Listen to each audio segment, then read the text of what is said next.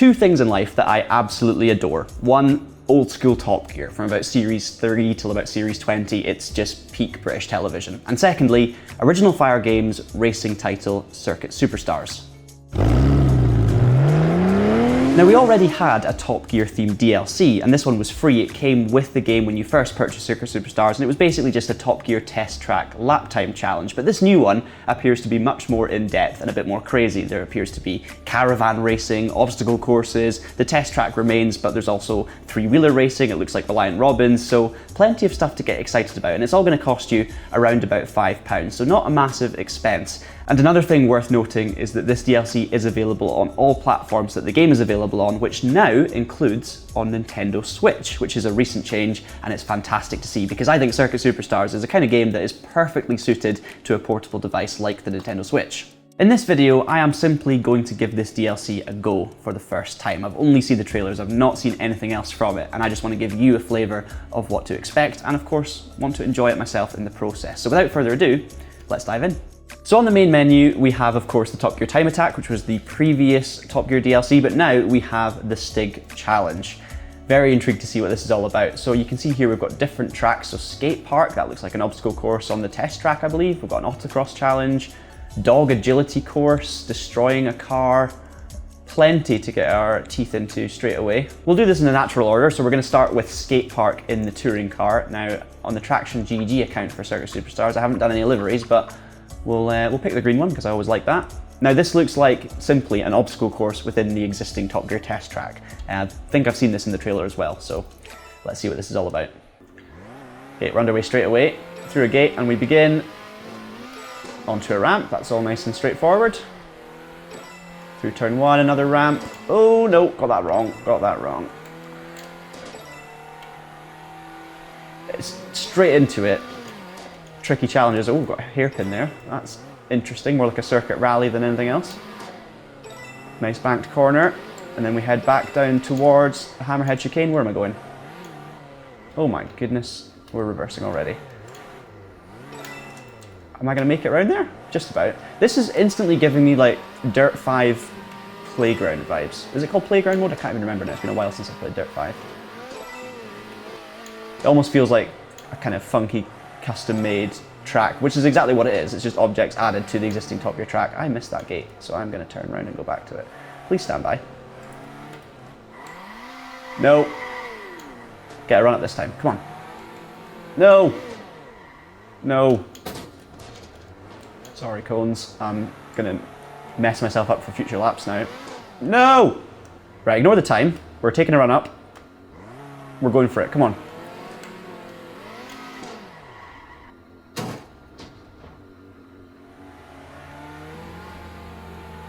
Yay! I think this is an actual lap time challenge, not a can you even complete it in the first place challenge, but we're making it that. Right, number 2, do this first time, come on. Nope. There we go, back down we go, through the gate, into Gambon, and this lap is indicative of, well, Harry Enfield. 2 minutes 45.461. Let's try and do it a bit quicker, shall we?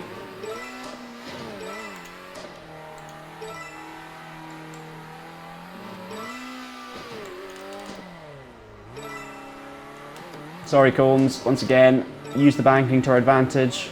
This is definitely something I could enjoy when I learned a little bit more, but at the moment I'm still trying to work out where I'm going. That's all neat and tidy.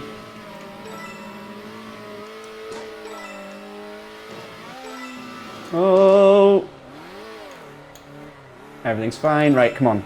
First time. Perfect. I definitely need to rotate the car more though, rather than doing a J-turn on the end. What am I doing? Back up we go. Almost.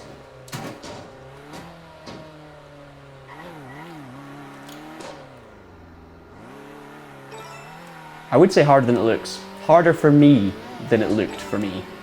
1 minute 4 though, that's a massive improvement. Nicely through the banking this time. Now, Hammerhead, it's straight up, I need to remember. Yep. Oh, okay, we're gonna do it the opposite way around, and we're gonna do a rotation. This is not textbook driving. I'm having fun though, I'm enjoying it. Okay, we're getting the hang of that now.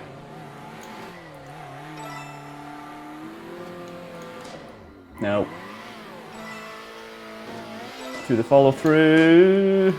Out of control. Right, come on. First time for both of these. No mistakes. Yes. Oh, I even got the car turned.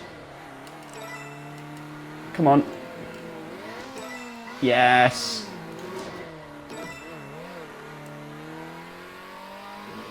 Still inept, but to a lesser scale, 55.012. There's the lap time. I'm going to move on. Okay, next up we have an Autocross challenge in a Superlight, which is like the kind of Westfield, Caterham, Lotus 7 type car. The best time so far is a 36.7. We'll just add a 1 to the front of that and try and achieve it. Right, so we're still on the Top Gear test track, which is interesting. And it looks like we've got just a different style of obstacle course. So we've got a slalom through the gates, but this car is more suited to this, so this is okay. Nice direction change. Where are we going now? Did I get a penalty for hitting a cone there? I'm not sure. Lots of direction changes and chicanes. I can see why it's called an Autocross challenge. That's one too many, John. Hammerhead's looking a lot more normal though.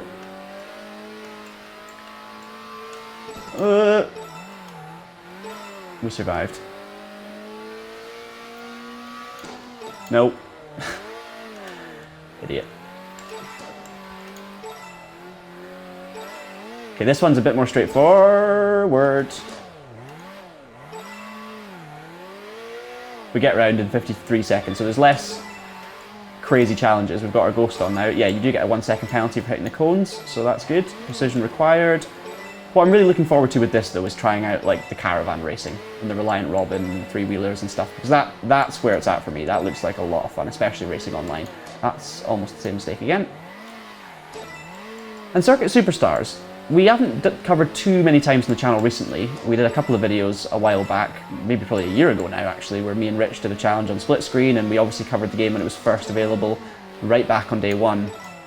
Now I'll be honest with you guys, I've been playing a bit of Circuit Superstars recently on my own before this DLC came out, just because I love the game, and I've been thoroughly enjoying trying to, you know, make my way through the ranks in single player, increase my ranking. There's now a multiplayer ranking as well.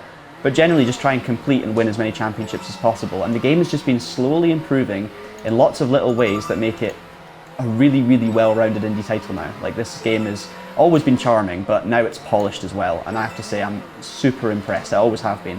Why do I keep doing that? Every time I want to not stop slaloming. But yeah, well done, Original Fire Games. It's a very small team, and you guys have created a game and continue to develop and improve this game. And I just love it. I absolutely love it.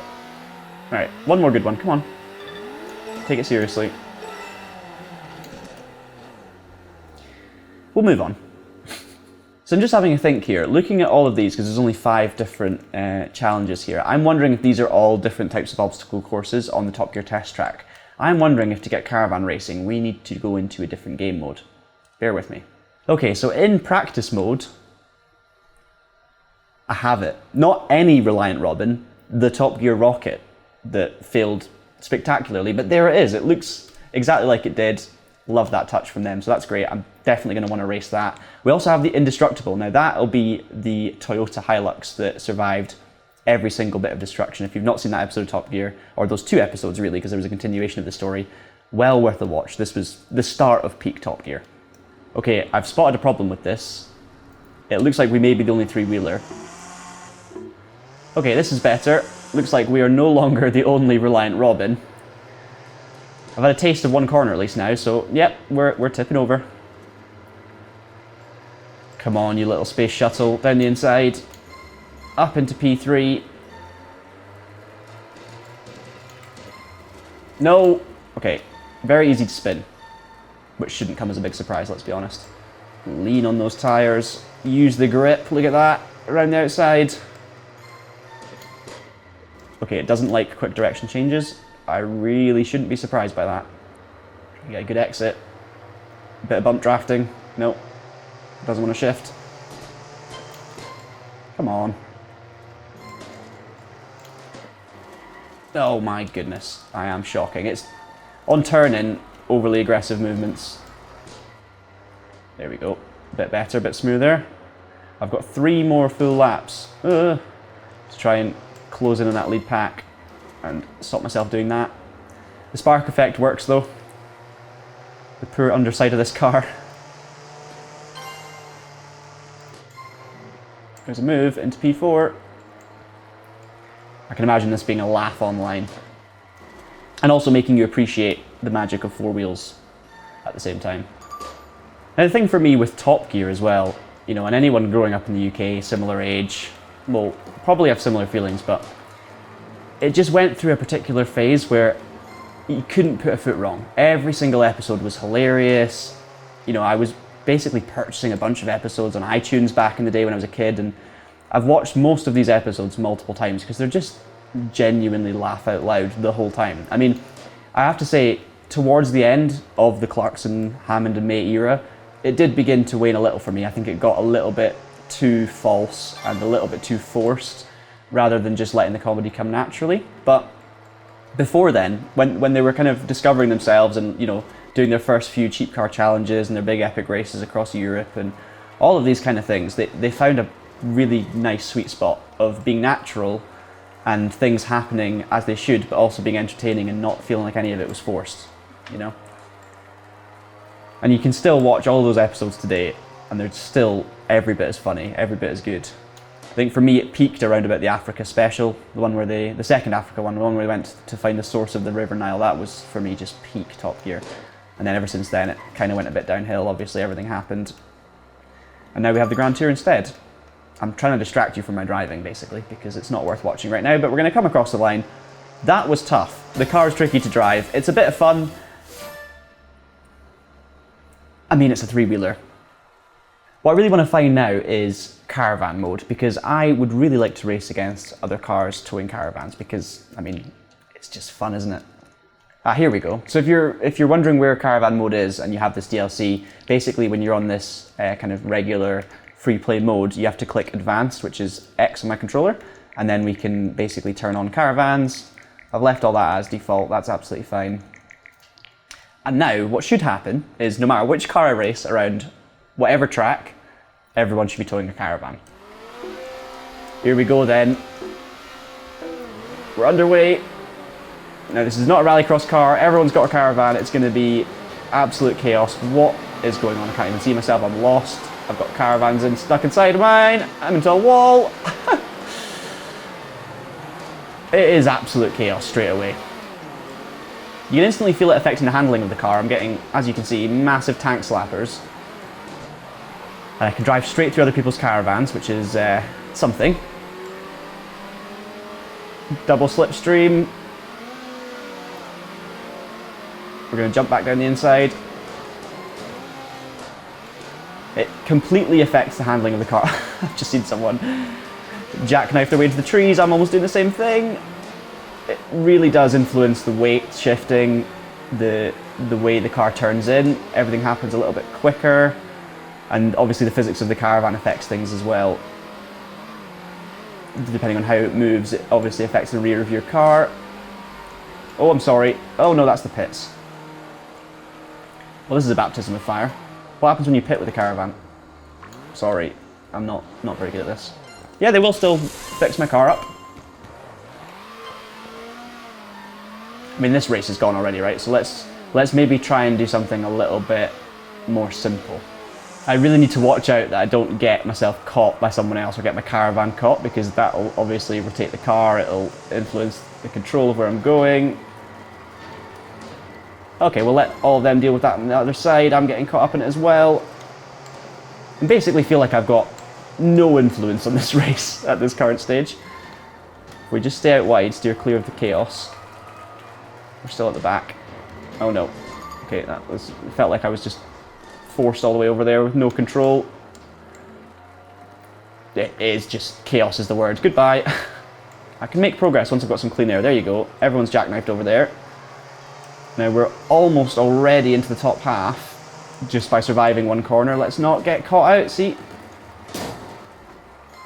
I mean, what can you possibly do to avoid that? Stop fishtailing. Slipstream, please. Double slipstream, there we go. Caravan poking a massive hole in the air. Oh, I'm sorry. I'm really sorry. Actually, it kind of worked out okay. Now Nadine's turning in on me. We'll use the car. No! Nadine! Nadia, even.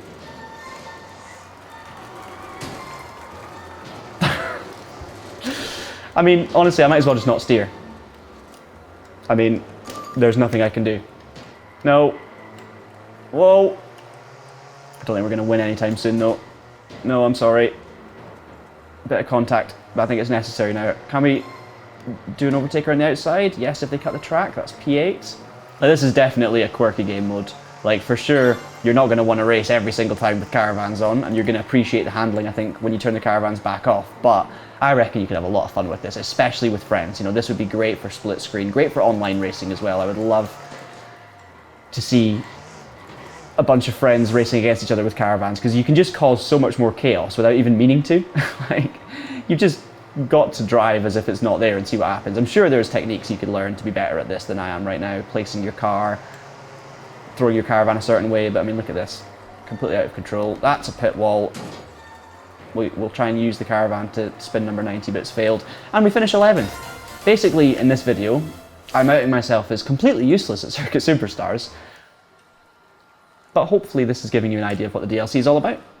Right, one last Stig Challenge before we end up, because the skate park one was fun, but I couldn't find myself spending hours on that. Same with the Autocross Challenge, to be honest. It would be good to try and beat your PB, and I think there's more of a learning curve to get better, but, you know, I couldn't see myself spending absolutely ages on it.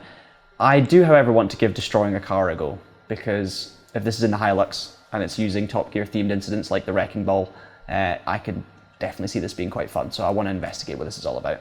Okay, so apparently we're in this sprint car, which I don't know if that's meant to be like that. Okay, we're underway. Okay, I see how those barriers can easily catch you out, like that, and then we're stuck. Let's go through. Okay, first bit cleared. What's going to be next? Wrecking Ball? Yep. Okay, that's just about manageable. Honestly, I'm not sure if we're meant to be in the sprint car here. I have a feeling this is possibly a glitch, following caravans. Love it. What is this? Is this mines? Yes. Oh! No, no, it's going to land on one. Thank you. And my car's very much on fire right now. I've got 0 health. No, that's not going to... It's not going to help. This is where the indestructible truck would come in really handy about now. That's me flat out. I've got nothing. Wrecking Ball again. Wrecking Ball again. Perfect. Nope. Regrets. Regrets. Oh dear. This is automotive Fall Guys, and I like it. Ow. Ow. Ow. Ow. Watch falling caravans, or just outrun them. Whoa. I have to say the mines are the best part. Oh, just destroy the car in an instant. I don't like being careful through them. No. Ow. Ow. Now, if this challenge is meant to be in a sprint car, I can only apologise. It just seems like a bit of a strange choice for this. Got away with that one. Right, this is my last lap. Do or die. I'm going full commitment. Love that some of those caravans landed outside of the venue. Oh no, I was trying to miss the mines. No! And my health's gone.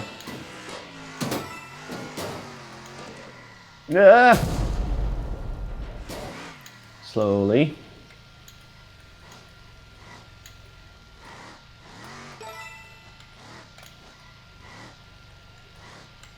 Yes. Right, take this bit of speed for the first time. That was close.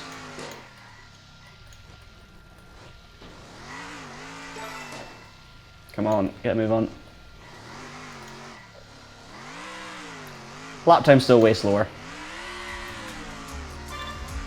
So that is going to be it for this video. Hopefully it's given you a bit of a flavour of what you can expect from this new Top Gear DLC and whether it's worth spending £5 on or not. It was a lot of fun. I really enjoyed the caravan racing, even though I was terrible at it. And the obstacle courses give another aspect as well. I could really see myself pushing and trying to beat my PB on that. But I want to see what you guys think. Let me know down in the comments below. Have you already bought it? Are you planning on buying it? And I also really want to hear what you guys think of this game on Nintendo Switch if you've purchased it. So do let us know. But that's pretty much going to be it. Make sure you subscribe to the Traxion channel for all future racing game videos. And until next time, thank you very much for watching, keep it pinned, and have a great day.